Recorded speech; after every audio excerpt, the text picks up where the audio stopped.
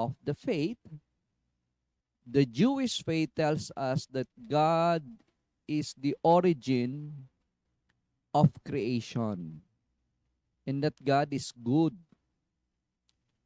So the creation, all of creation is good and beautiful. And yet, we all know and we are living proof of the fact that every day in our lives, we encounter the reality of sin. Sin may be personal, it may be societal, it may be moral. So that is our difficulty, no? That we are sinful. And this is what Paul is trying to teach us. That all humanity, all human beings are sinners. And why did this happen? Because of the fact that sin entered through creation. And because of sin, man, creatures, or we will die, no? So we will die because sin, the consequence of sin is death. And so, Saint Paul continues that with that line of thought na we are not perfect. Even though God is good, God is perfect, God is benevolent, but we are sinners. We are born good, but we sin. And that is what gives us the point that we need God. We need to be saved. So, sin here refers to all those forces that lead us away from God. Kasi human beings are naturally not at peace with God. Supposed to be we are His creatures, but then again, we are not naturally at peace because of the reality of sin. And according to the understanding of Paul, sin entered reality through the disobedience of Adam, the first created being or man according to the Hebrew Bible, specifically in the book of Genesis. And so we are all sinners. Humanity shares the sinfulness of Adam. And in his understanding, St. Paul clearly refers to Jesus Christ in another passage as the second Adam, the perfect man, the man who has full and total obedience to God the Father. So, but we have to settle that we are not the Lord. And so, although we are born good, there are so many forces that lead us away from God. And our goal is to be saved by Jesus Christ, who has suffered, died, and resurrected to redeem us from the consequence of sin, which is death. God did not create us to die, but all of us will die because of sin. And that is why we need to be saved by the power of God through the Paschal mystery of Jesus the Son. Paschal mystery is the suffering, the death, and the resurrection of Jesus. So that Jesus Christ, the new Adam, can be united with us, and we are united to and with Him, and in Him we go back to the Father and not end only in death. So this is a very beautiful passage of Saint Paul trying to teach us the reality of what is called original sin. And it has spread to all humankind, and daily we witness this. That is why the need for salvation is very real. The need to be redeemed is very, very important. I hope you have learned something, and we all continue to pray, especially for all those Radio Maria listeners, bringing Christ into your home.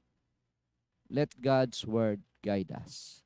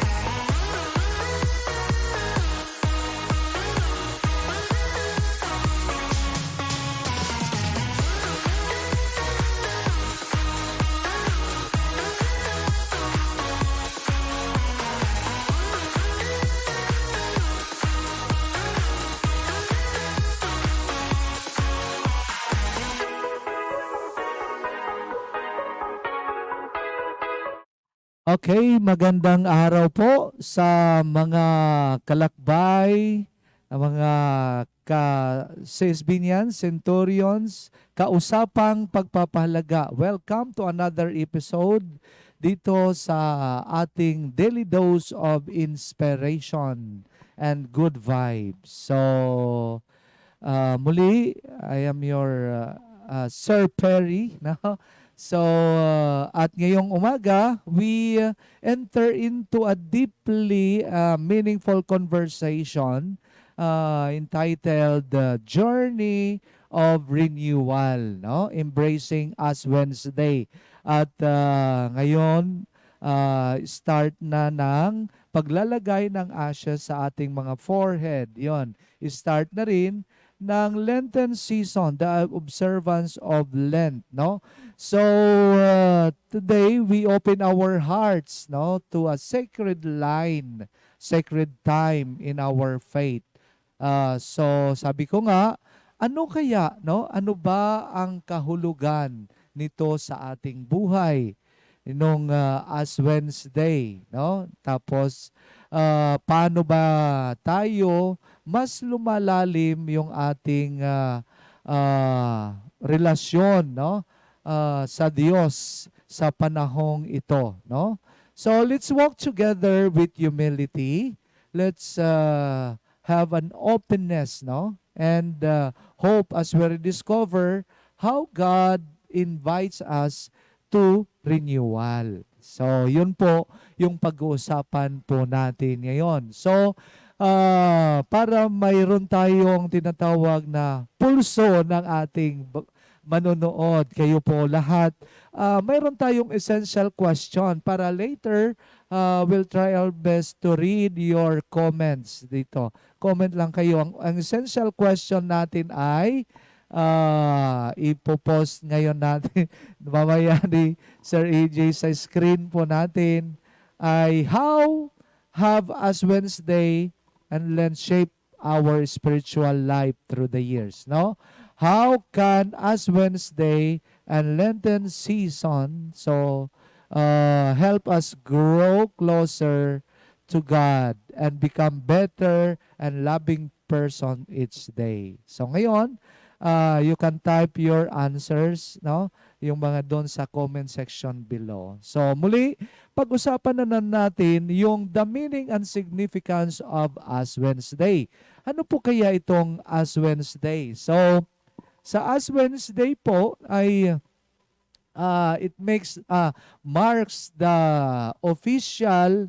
official beginning of the Lenten season. So it is a sacred day when Christians gathered to receive ashes on their foreheads, no?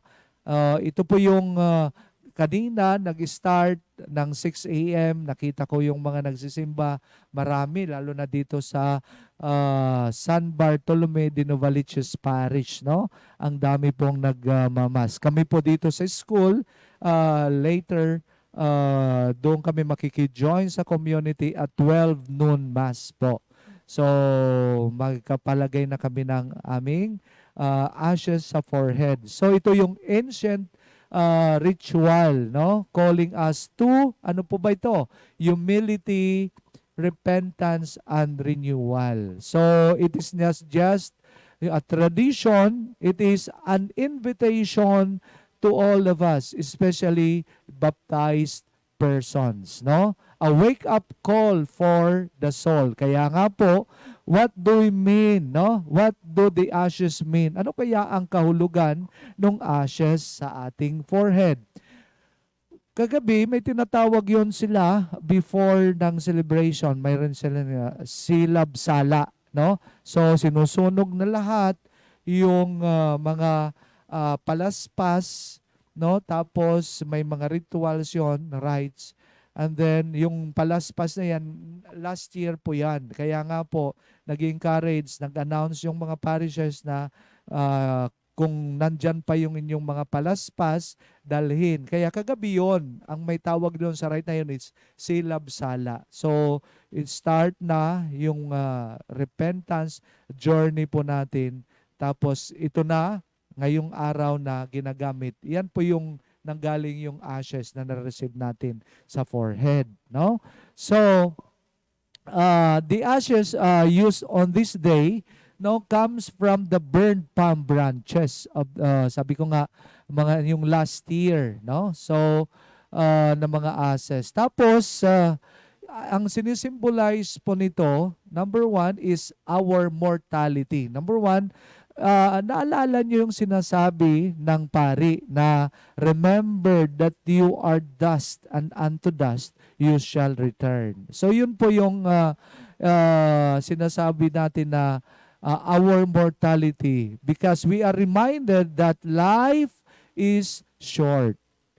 We are reminded that earthly achievements fade, no? Maski gaano ka pa maganda yung kutis, no? Maski gaano pa yung pag-aalaga natin sa ating kutis, yet mayroon tayong hangganan, no? So, at babalik ang ating physical, itong ating magandang pangangatawan, magandang balat, no? Mababalik doon sa alikabok. Kasi galing tayo roon, no? So remember man that you came from dust and unto dust you shall return, no? Maiksi lang po yung buhay, may hangganan. So, nagfi-fade po lahat yung mga early achievements po natin.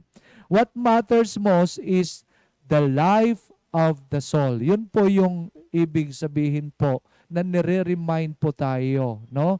Nang nakakarinig tayo na habang inano dito, cross, no? Sinasabi yun ng pari.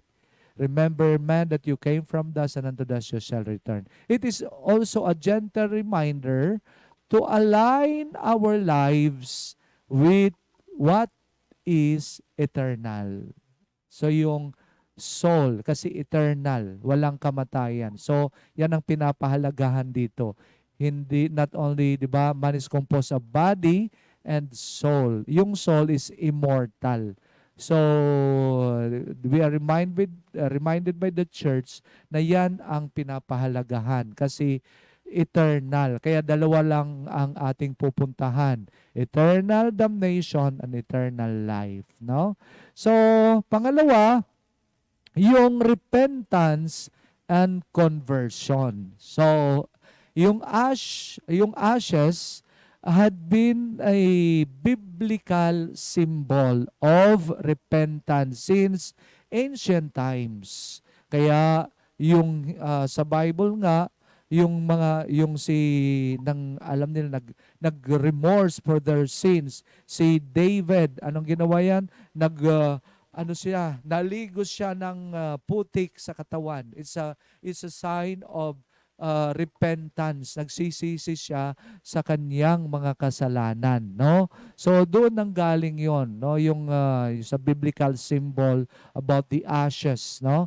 In scripture also, no, people sought God's mercy, would sit in sackcloth. Yan yung tinatawag noon, and ashes. Kaya minsan yung buong katawan nila ay talagang pinupuno ng putik, no? By receiving ashes today, no?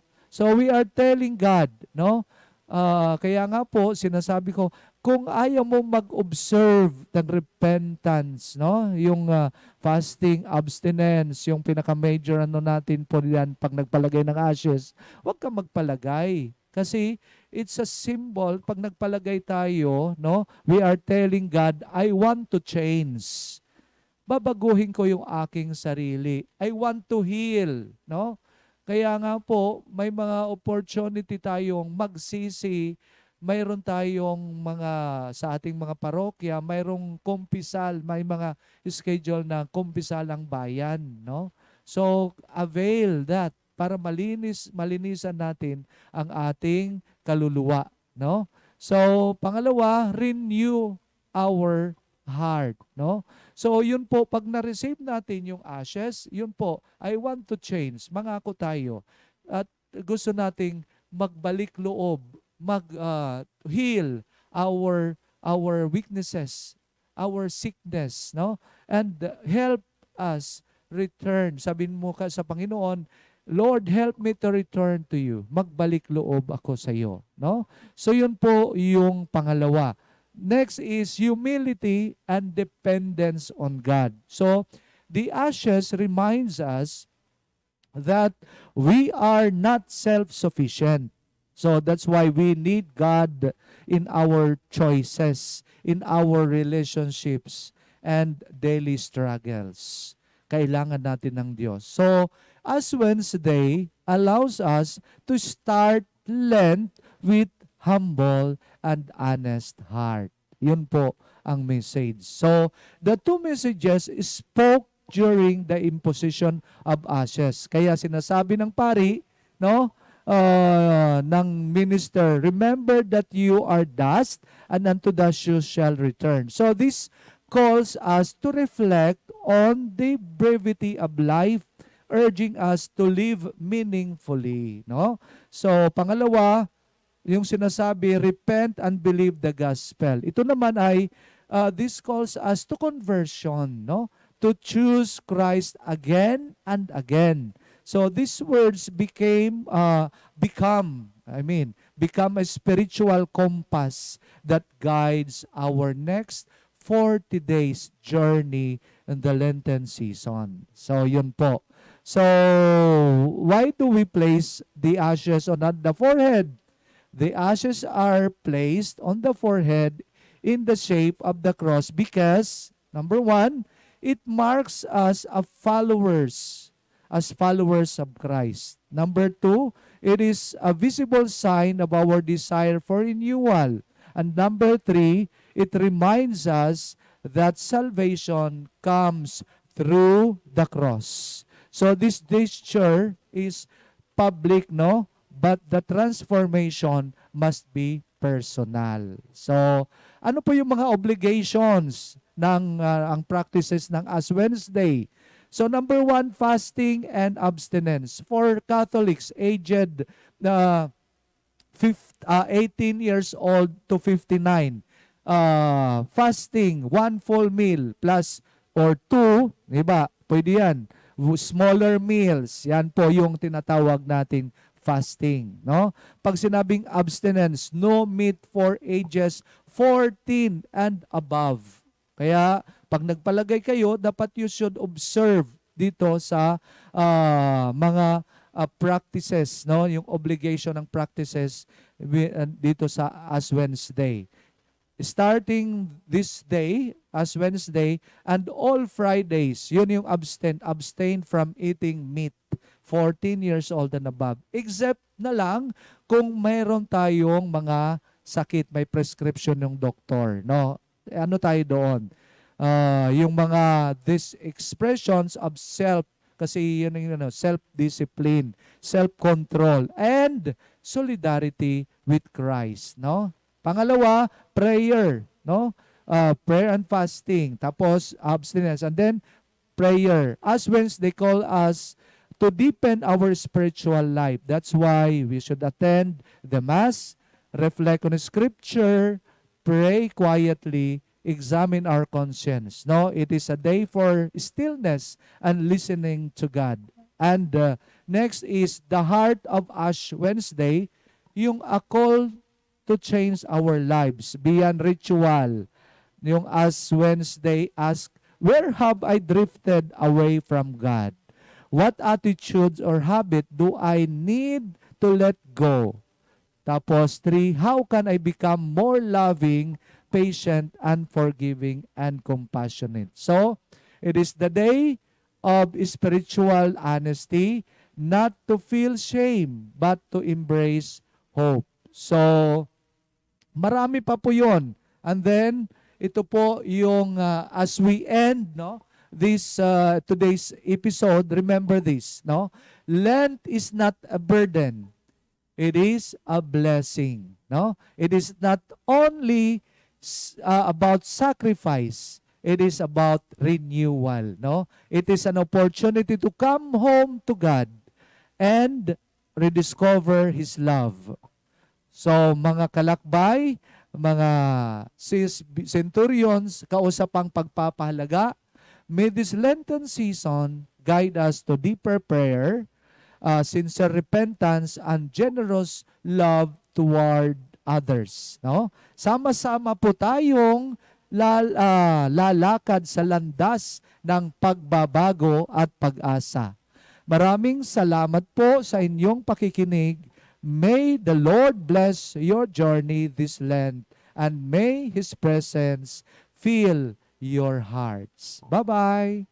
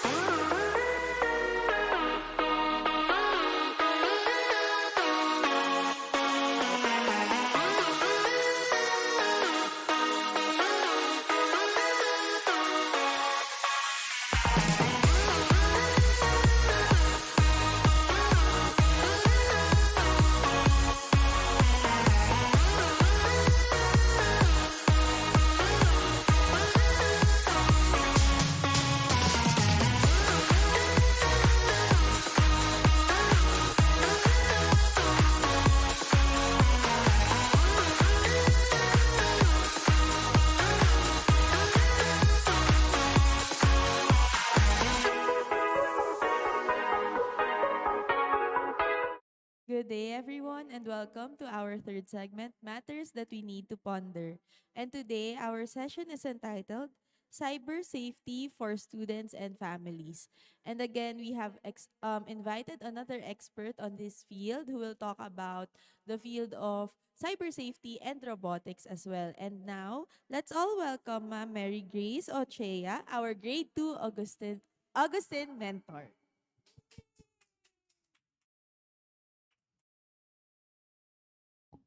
So, good day, Ma'am Pat. Good day. Ma'am, before we start, do you want to greet anyone or mag-shout out sa mga So, nanonood? shout out to primary teacher.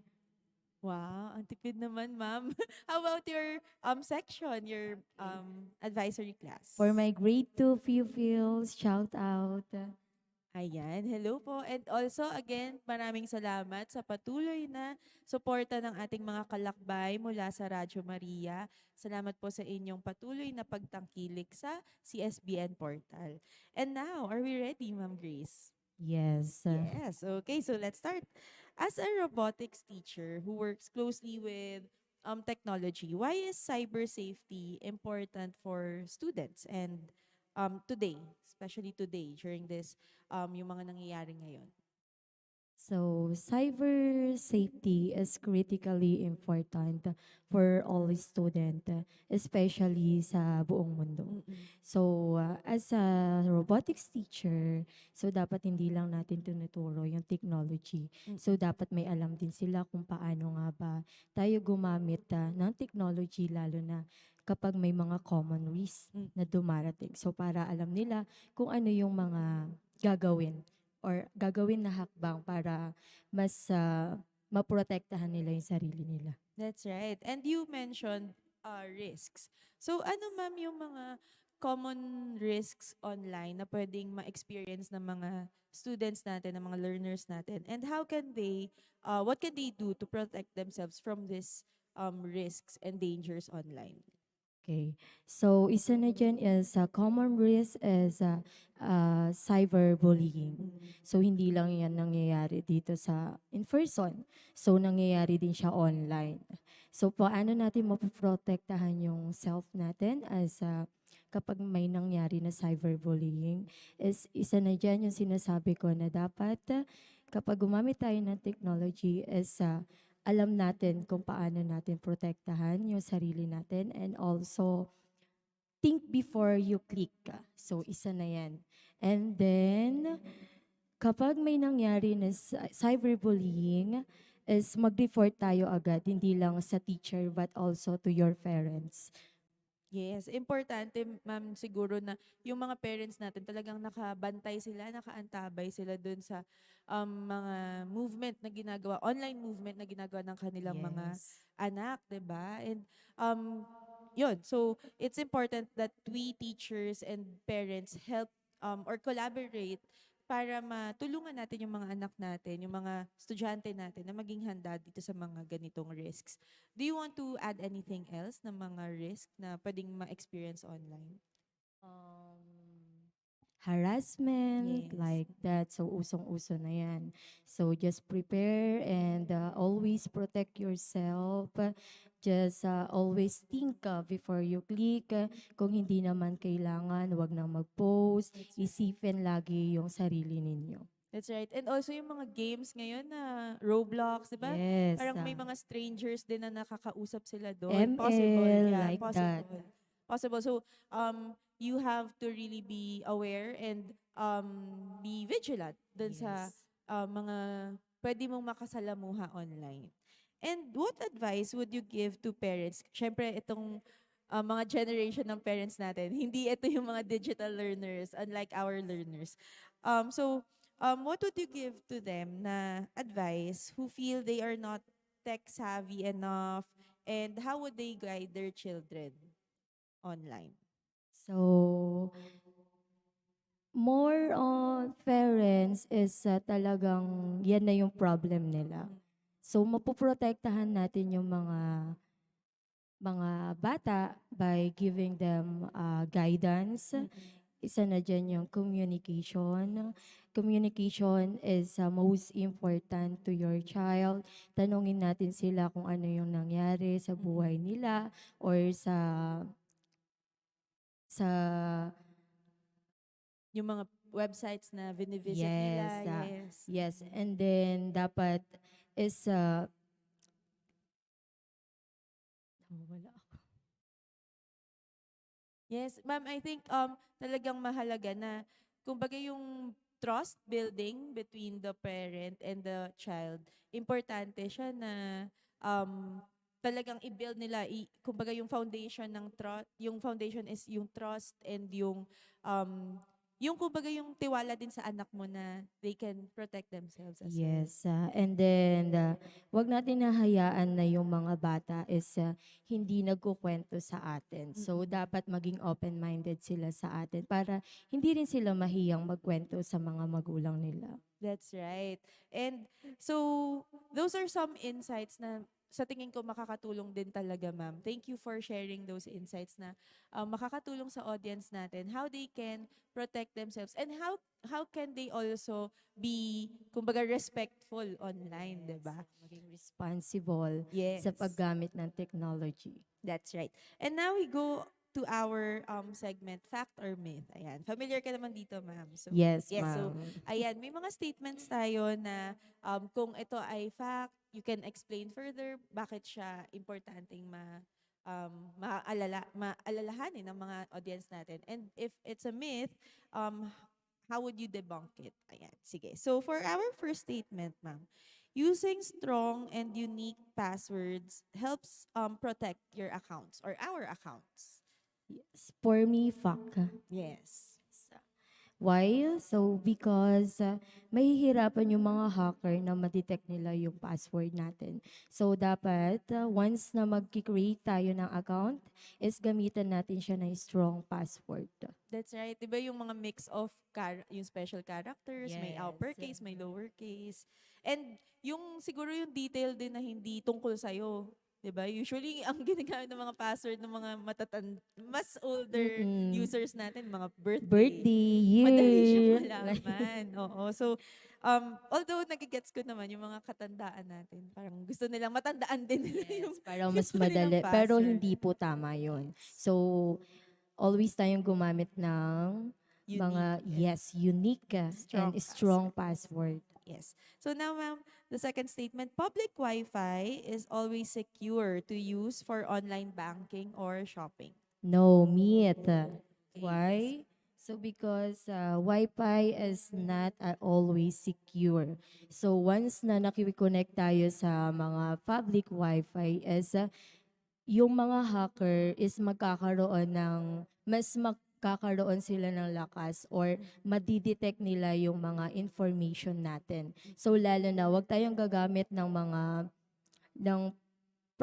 public Wi-Fi kapag ginagamit natin to sa banking or shopping. That's right. And now, once you delete something online, it is completely gone forever. Is it a fact or myth? Myth. So, hindi po habang buhay, once na nag-delete tayo ng isang bagay or image or na na-post natin is madidelete na. Hindi po.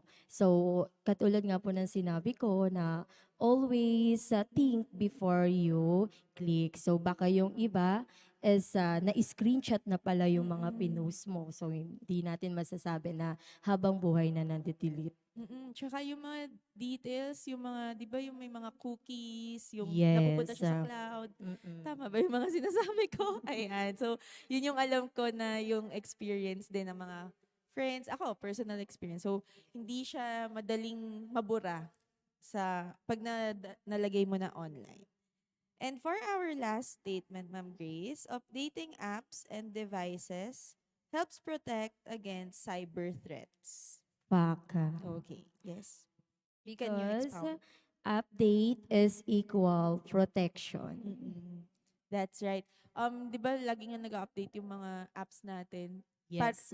Ano ba yun yung may nakalagay parang bug fixes, yan. So, mga security bug fixes. Lalo na sa laptop, pag gumagamit tayo. Yan. So, it helps us na yung pag-update ng mga apps, kumbaga nagiging stronger yung security. Yes, security. Yes. Okay, so thank you, Ma'am Grace, for your insights. So before we end, do you have any key takeaways na gusto mong ipaalala sa ating audience? So, ayun, sa paggamit ng technology, always responsible and laging isipin yung kapakanan nyo. That's right. So think before you click. Salamat po, and please stay tuned for our announcement. Salamat, Ma'am Grace. Pat. Bye-bye.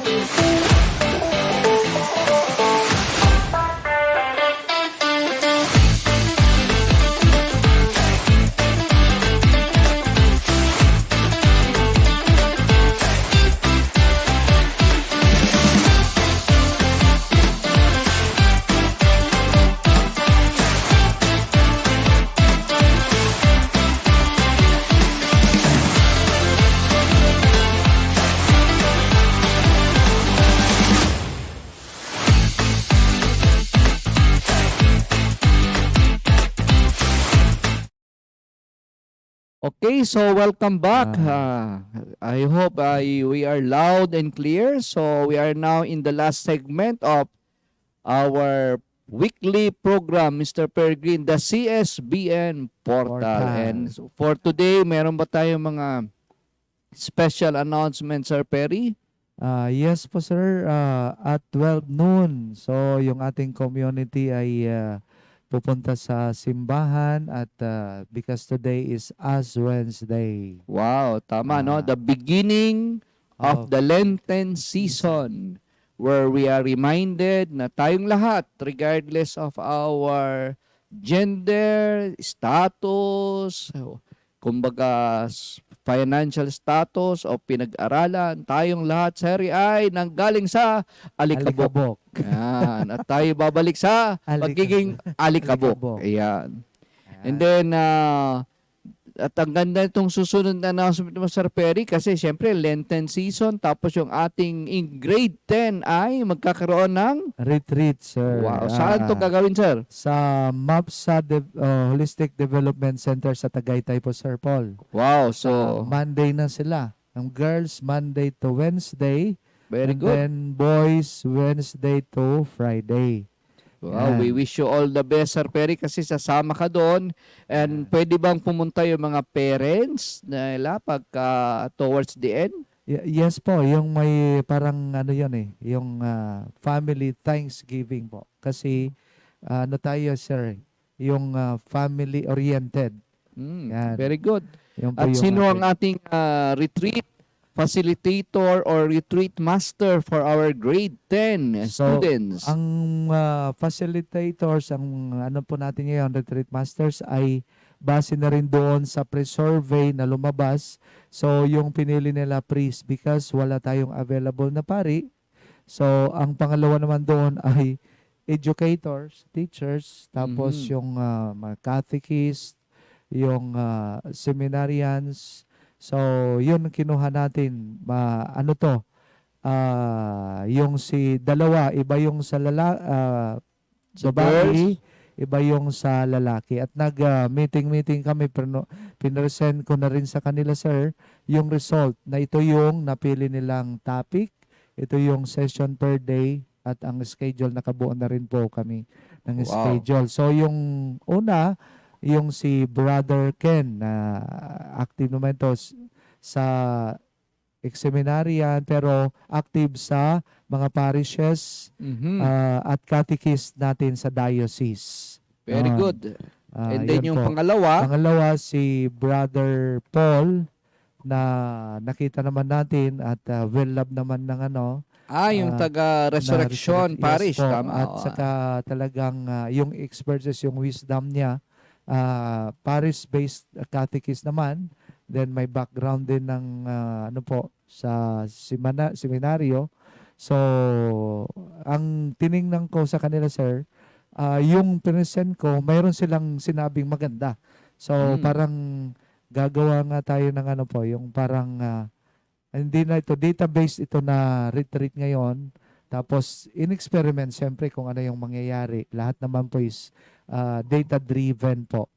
After mayroon tayong, kung may survey, mayroon tayong post-evaluation naman. Okay, so diba? And we are doing this, Sir Perry, kasi of course, we are a Catholic educational institution and we give primacy sa mga learners encounter with Jesus or with God. Kaya po tayo may mga retreat, no? Yan. So, sana po sa mga nakikinig at dito mag-stay sa CSBN, kindly mag-ipon-ipon na po kayo para hindi maging dahilan yung finances, tapos hindi makaka-attend ng retreat. Sayang. Kasi medyo kinulang sa budget. So, as early as now, regardless of the level, as long as you are as enrolled sa CSBN, retreat will always be part ng ating mga graduate sa grade 12, tapos yung grade 10 na yan, yung grade 6, yan. Yan. And the rest will have their recollections. Yan po, sir. Kaya nga Okay. in line with this po, sa retreat, sir, this coming Friday, mayroon parents kasi in the spirit of synod on synodality, dapat alam din nila. So, galing din sa mga bata yung topics, and then i-present ko yung survey para Mm. ma-aware yung So there will mga be a parents meeting. this coming Friday, sir. Virtual meeting to sir o physical meeting? Virtual, though, na-arranged Virtual. by our 4 mentors po ng grade 10 po. Okay, the best, no? So we announced na meron palang virtual meeting at what time? 9 o'clock po. the 9 morning po. o'clock this coming Friday Friday. for the parents and guardians of our grade 10 learners dito sa CSBN, no? And then we would like to announce, kasi limited po ang slots ng incoming grade 7 for 26-27 school year.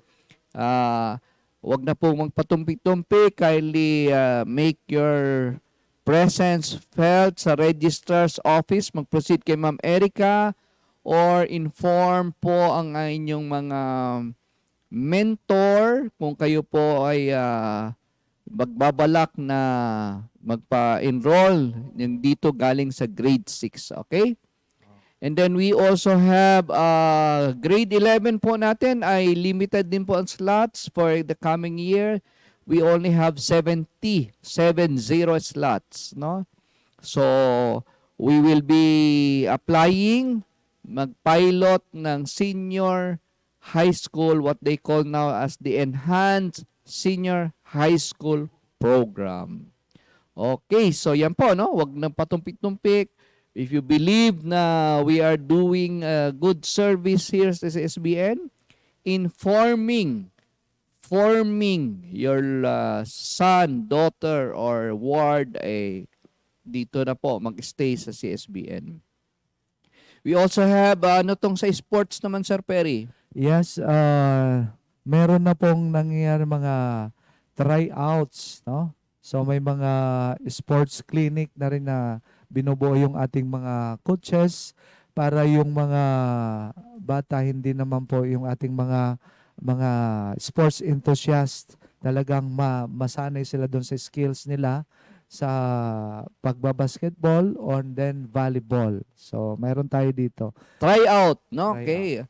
At receive tayo ng magandang feedback, Sir Perry, from a parent na sabi niya maganda itong ginagawa natin kasi naiinganyo yung mga bata, especially sa elementary level, na maglaro physical sport, no, volleyball or basketball, para hindi sila takot sa bola. So, at maganda yung kinalabasan ng mga nag-try out last week. Marami po, lalong-lalo na sa volleyball and elementary and yung basketball din natin, Sir Perry. Yun. So, Yan po, sir. do we have any other announcements? Yes po, advance na lang po, sir. This coming, next week pa naman. My first Friday na tayo sa March 6. Wow, March, Oo. okay. And then, Tapos, mayroon tayong second Sunday commitment po, yung sponsorship sa San Bartolome de Novaliches Parish. Yan. wow. And March 8. to the parents and guardians, no, pag narinig nyo po yung Blue Centurion, ay napakaganda po yung pasukan ng inyong mga anak, lalong na sa next school year. Pag sinabi nating Blue Centurion, ito po yung mga nagsiserve during may mga liturgical celebrations ang ating school na nagiging part. Tapos yung Blue Centurion, meron po diyang Blue Centurion Choir. Ayun. So may mga, pag sinabi Blue Centurion, nagsiserve sa simbahan, either sakristan, commentator, lector, enrolled sila sa school pero nagsiserve sa church, and merong Blue Centurion Choir. Yung kaninang binanggit namin na tryout, ito po ay para sa magiging varsity players ng CSBN next year, at ang tawag sa kanila ay Green Centurion naman sila. Yun. At yung ating mga scouts na tinatrain natin and formed to be good leaders ay Red Centurion yan sila. At yung White Centurion natin medyo laylo muna kasi nag-aabang tayo para sa gagawing Mr. and Miss Centurion. Probably sa dami ng ginagawa, most probably baka next year ito. Okay? Yan. So, we will keep you abreast or informed. And we are conceptualizing a concert. Yan. Wow, no? Kasi meron tayong mga talents dito sa school. We promote music. We don't only promote sports. Dito sa CSBN Sir Perry, di ba? Yes po, Sir Paul. We form learners to be good and productive leaders, of course, according sa standard of our Lord Jesus Christ. Tapos we value sports and athleticism. And also, we appreciate the power of music. Yan. Kaya meron tayong mga teachers who are musicians. Ito, nasa kaliwa ko, tumutugtog yan ng keyboard, nagbe-bass, nagda-drum yan, tapos nagli-lead guitar yan. Tapos yung ating drummer, Sir Perry, Yan. grabe yun, no? Grabe. Matindi yun, no? Si Sir EJ, yung ating guidance associate, no? Yan. So, grabe, talented, kagaya ng anak ni Sir Perry na si Zaki.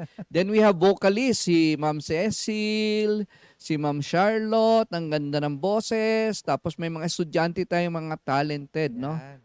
So, gusto natin i-promote para matanggal yung hiya-hiya.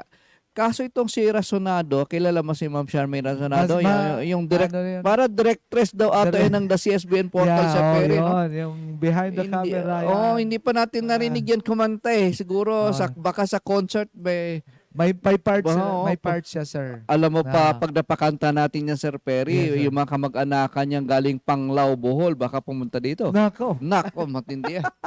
So yan, aabangan natin yan, ano? So here sa CSBN, buhay na buhay po ang ating isip kasi we continue to innovate, no? Kasi nga, adelante. Hacia la kalidad. Dapat yung eskwela ay pinoform natin yung mga mag-aaral para maging talented and be able to succeed and be faithful disciples in the near and distant future. Yan. Okay, Sir Perry. Yes. Solo mo na to. There you go. In omnibus amare, in omnibus servire, In omnibus amare et servire, Domino, in everything love and serve the Lord. Goodbye, everybody. Goodbye. In the name of the Father, and of the Son, and of the Holy Spirit. Amen. Heavenly Father, thank you for guiding us throughout today's program. We are grateful for the lessons shared and the efforts of everyone involved. Help us apply what we have learned in today's CSBN Portal program. Everything we learned today, we offer to you for the glory of God. Amen. In the name of the Father, and of the Son, and of the Holy Spirit. Amen. Join us in the